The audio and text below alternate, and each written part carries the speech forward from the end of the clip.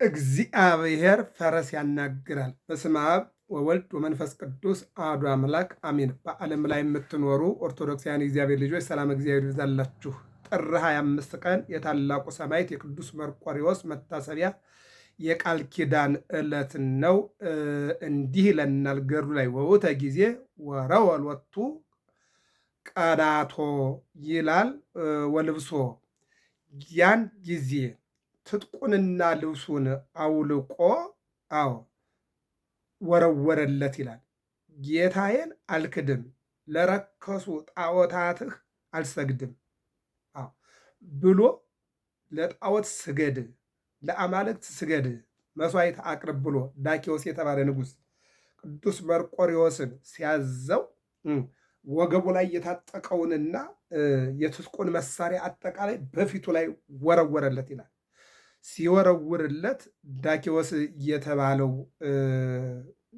ሰው በጣም ተናደደ። ምክንያቱም አሕዛብ ለዳኪዎስ የመርቆሬዎስን ሰምቶ ተቆጣና በርጥብ ሽመል እንዲደበደብ አደረገው ይላል። ለአምልኮታቸው ቀናተኞች ስለሆኑ ለምን እግዚአብሔርን ነው የማመልከው ያንተን አምላክ አላመልክም ስላለው ተቆጣና በልምጭ አስደበደበው፣ በጅራፍም አስገረፈው። ምን ይደንቃል! ጌታችን ኢየሱስ ክርስቶስ ስጋው እስከሚቆራረጥ ደሙ እስከሚፈስ በጅራፍ ተገርፏል። ደቀ መዝሙሩ ቢገረፍ የሚያስደንቅ ነገር አይደለም። ከዚህ በኋላ በብረት አልጋ አስተኝቶ ከግርጌው እሳት አነደደበት ይላል። አዎ ወዳጄ አልጋ ሰው የሚተኛበት ብቻ አይደለም፣ ሰው የሚቃጠልበታል። በዘመናችንም እንደዚህ እየሆነ ነው።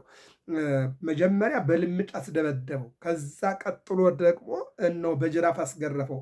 ይሄ አልበቃው ሲል ደግሞ አልጋ ላይ አስተኛና ከታች እሳት አነደደበት ይላል። ይሄ ሁሉ ምንድን ነው? ሃይማኖት ነው።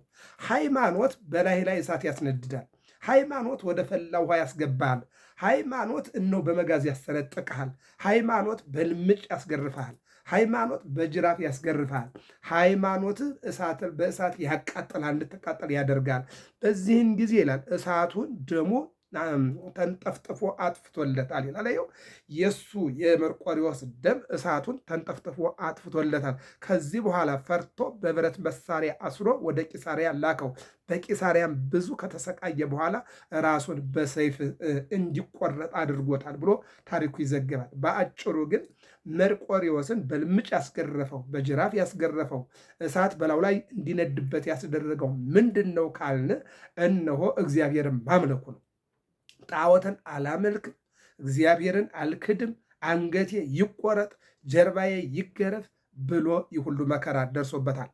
በዚህን ጊዜ ነው እንግዲህ እግዚአብሔር ዳኪዎስ የእግዚአብሔር ቃል በቅዱስ መርቆሬዎስ መሞት ይቋረጣል መስሎት መርቆሬዎስን ሲገለው የመርቆሬዎስ ፈረስ ተነሳና ወንጌል ማስተማር ጀመረ። ይሄ ነው እግዚአብሔር ፈረስን ያናግራል፣ እግዚአብሔር አህያን ያናግራል። እስኪ ዘኍልቍ 22 ላይ እንመልከት። ምን ይላል? በለዓም የተባለ መፈክረህንም ባህያ እነሆ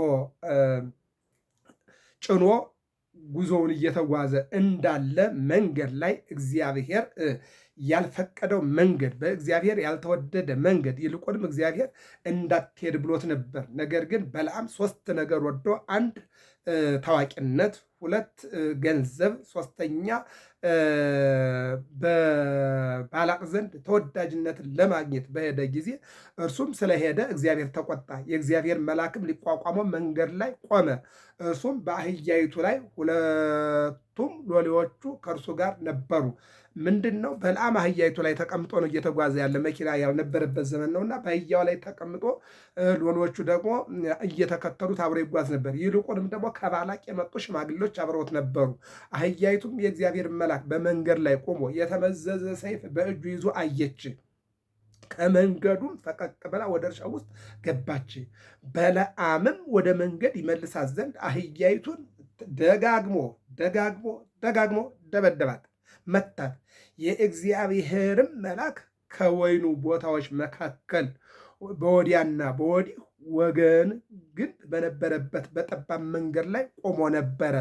አህያይቱ የእግዚአብሔር መልአክ በሯ ላይ እንደቆመ መንገዷ ላይ እንደቆመ አይታለች። ሰው ግን በለዓም ግን አላየም። አየህ፣ እንስሳት የሚያዩትን እኛ አናየውም፣ አራዊት የሚያዩትን እኛ አናየውም። ለምን ከተባለ እኛ በስልጣን በገንዘብ በፍቅረ ነዋይ በጥላቻ ስለታወርን በጎ ነገር ወይም ደግሞ መላእክትን ወይም ጻድቃንን ማየት አልቻልንም። ለምን ከተባለ ስጋችን ተጽዕኖ እያደረገብን፣ መንፈሳዊ አቅማችን እየደከመ፣ ስጋዊ ኃይላችን ደግሞ መንፈሳዊ አቅማችን እየዋጠው ማለት ነው። የእግዚአብሔር መልአክ ከወይኑ ቦታዎች መካከል በወዲያና በወዲህ ወገን ግንብ በነበረበት በጠባብ መንገድ ላይ ቆሞ ነበር ይልና አህያይቱም የእግዚአብሔር መልአክ አይታ ወደ ቅጥሩ ተጠጋች፣ የበለዓምንም እግር ከቅጥሩ ጋር አጣበቀች። እሱ ደጋግሞ ደበደባት፣ መታት ይላል። የእግዚአብሔር መልአክ ወደፊት ሄደ፣ በቀኝና በግራ መተላለፊያ በሌለበት በጠባብ ስፍራ ቆመ ይላል። መልአኩ መንገዱን ያዘ እንዳይጓዝ። ለምን? ከእግዚአብሔር ያልተፈቀደ መንገድ ስለሆነ ማለት ነው። አህያይቱም የእግዚአብሔር መልአክ አየች። በለዓምም በታችኛይቱ በለዓም እጅግ ተቆጣ፣ አህያይቱንም በበትሩ ደበደባት ይላል። እንደውም ቁጥር 27 ላይ አህያይቱም የእግዚአብሔር መልአክ አየች፣ ከበለዓምም በታች ተኛች ይላል። ከበለዓም ዝቅ ብላ ተኘች፣ መንገዱ ስለተያዘባት ዝቅ አለችና ተኛች ይላል።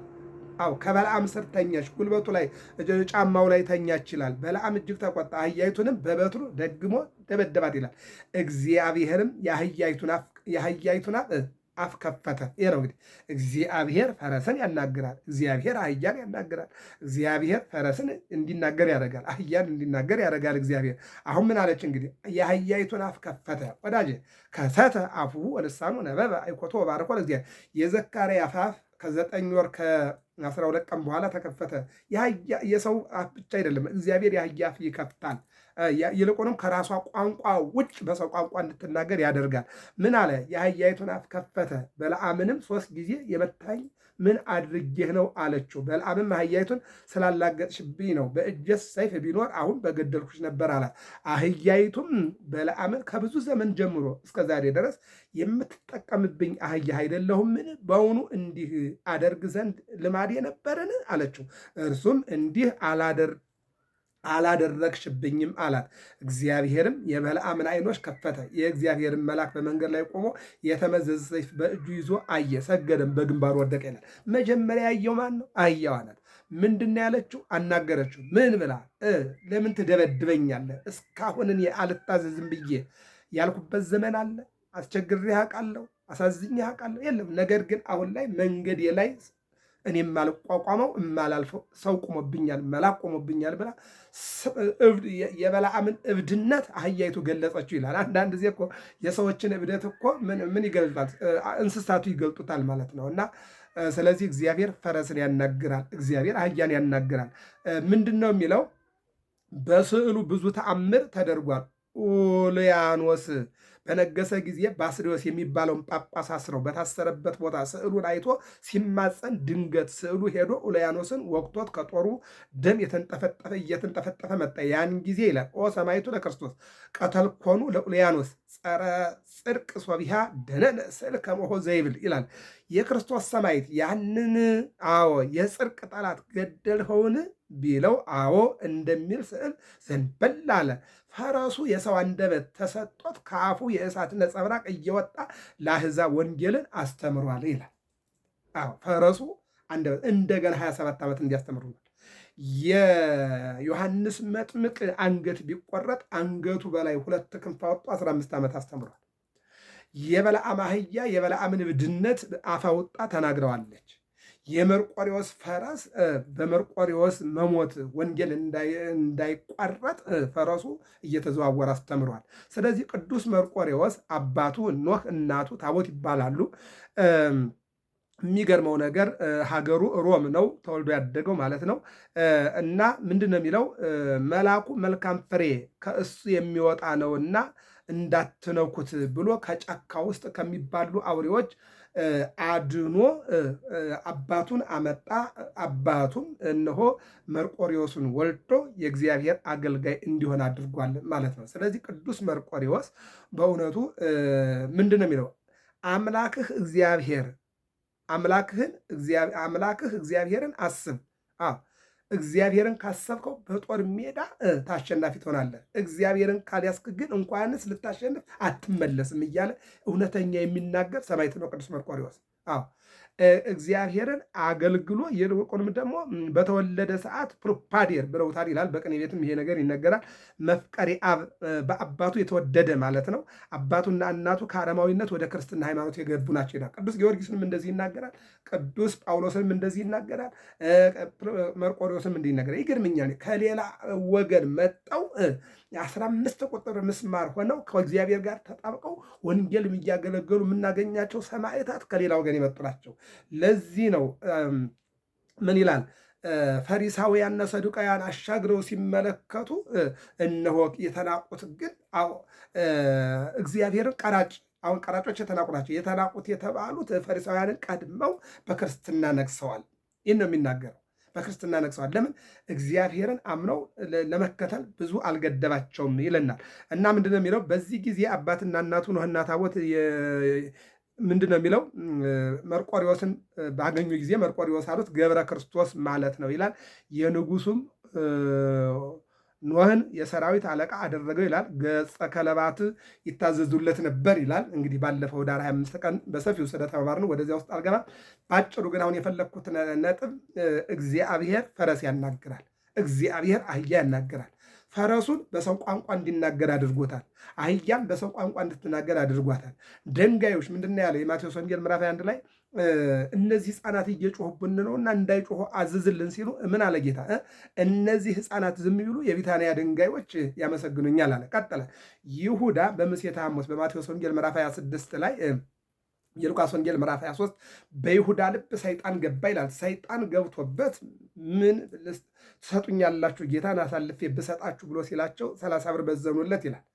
30 ብር መዝነውለት ሄደና ከሐዋርያት ጋር አብሮ የማዕድ ተጋሪ ሆኖ በማቴዎስ 26 ላይ ቁጭ ብሎ ሊጋራ ሲል በምሴተ ሐሙስ ጌታ እንዲህ አለ። የዮሐንስ ወንጌል ምዕራፍ 13 እንመልከት።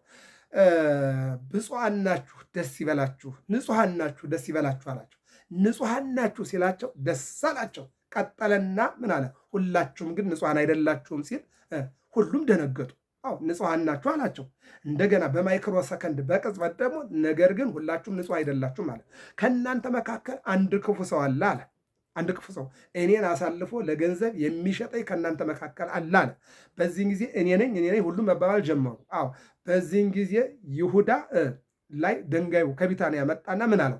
ኦ ይሁዳ ዘኢይደፈር ደፈር ካለ አየው፣ ድንጋዩን እግዚአብሔር ያናግራል። አሁን የሰው ምስክር እግዚአብሔር አላስፈልገውም። ይሁዳን ማን መሰከረበት? ድንጋዩ መሰከረበት ማለት ነው። መስክሮበታል ድንጋዩ ብድግ ብሎ ማለት ነው። ይህንን ልናቅ ያስፈልጋል። ስለዚህ እግዚአብሔር ውሃ ያናግራል። ውሃዎች እግዚአብሔር ያናግራቸዋል። አሁን እኛ ባለንበት ዘመን ይህን ቋንቋ ስንት ቋንቋ አውቀን ነው? ብናውቀስ ምን ያስደንቃል? ሐዋርያት 71 ቋንቋ 72 ቋንቋ እኮ ነው ያወቁት።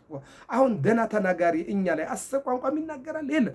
ብንናገር ግን እግዚአብሔር ቋንቋ ስለሚያናገር እኮ ነው። የሐዋርያት ሥራ ምዕራፍ 2 ላይ ወተናገሩ በነገረ ሁሉ በሐውርት በሁሉም ቋንቋ ተናገሩ ነው የሚለው።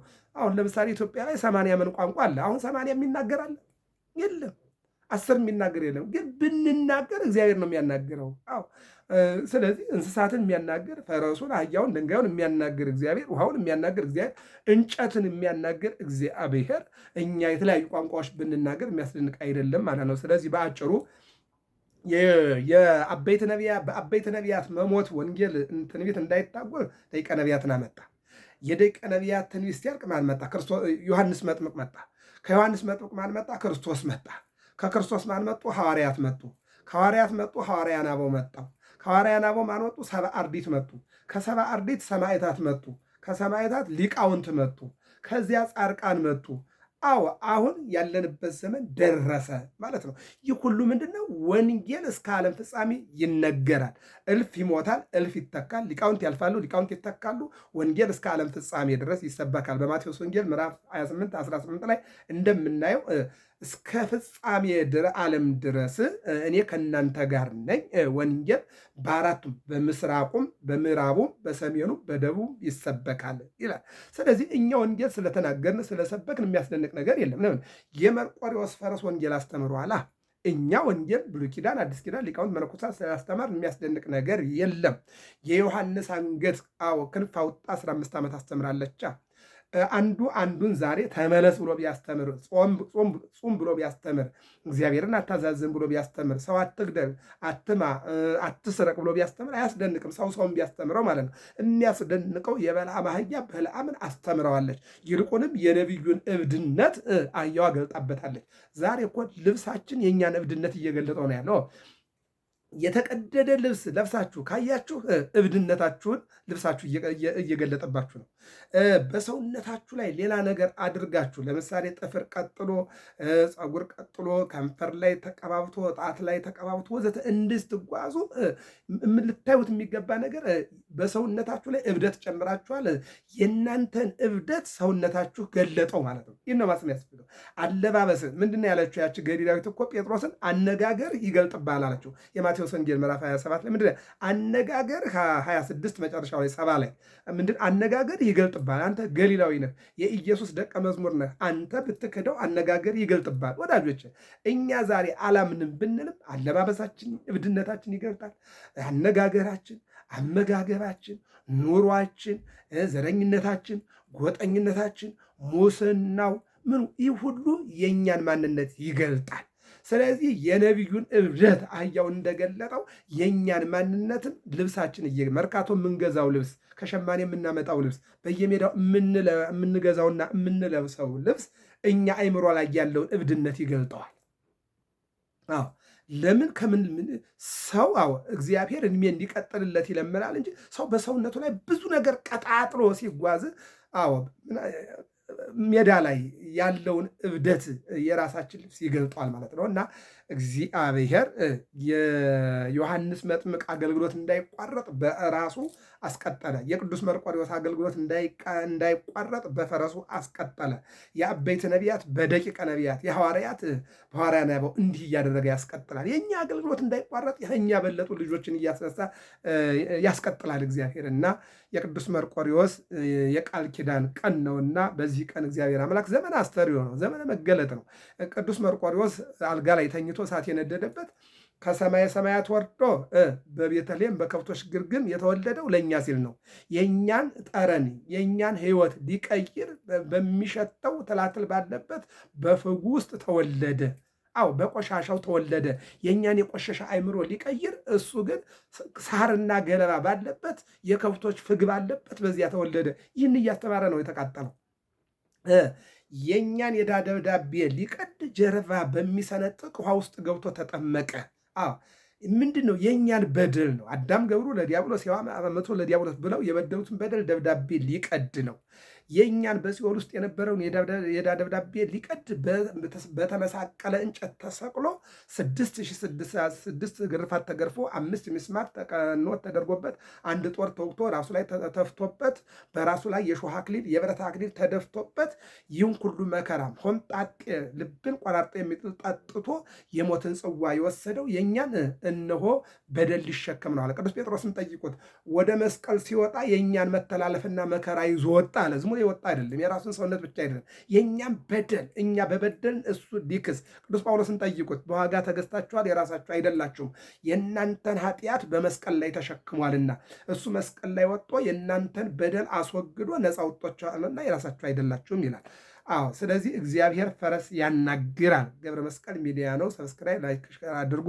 መልካም በዓል ይሆንልን። ዛሬ በእውነቱ በብዙ የቅዱስ መርቆሬዎስ አብያተ ክርስቲያናት የቅዱስ መርቆሬዎስ በዓለ ንግስ ይከበራል። በተለይ ደብረ ታቦር መርቆሬዎስ ዛሬ በእውነቱ ምዕመናን ባለፈረሰኛው በፈረሱ ባለዝማሬው በዝማሬው ወንጌላውያን በወንጌል ሊቃውንት በአሽብሻቦ ሁሉ ትልቅ ክብረ በዓል ይከበራል። ቤተክርስቲያናችን ጥምቀትን በጎንደር፣ ልደትን በቅዱስ ላሊበላ፣ ህዳር ጽዮንን በአክሱም ጽዮን እንዲሁም ደግሞ ታኅሳስ ቅዱስ ገብርኤል ቁልቢ ገብርኤል እንዲሁም ጥር 25 ቀን መርቆሬዎስን በደብረ ታቦር እያለች እንደዚህ ኢትዮጵያ ብዙ ነገሮችን ታሳየናለችና የጊዜ ባለቤት እግዚአብሔር አምላክ ሀገራችን ኢትዮጵያን ሰላም ያደርግልን። መልካም ጊዜ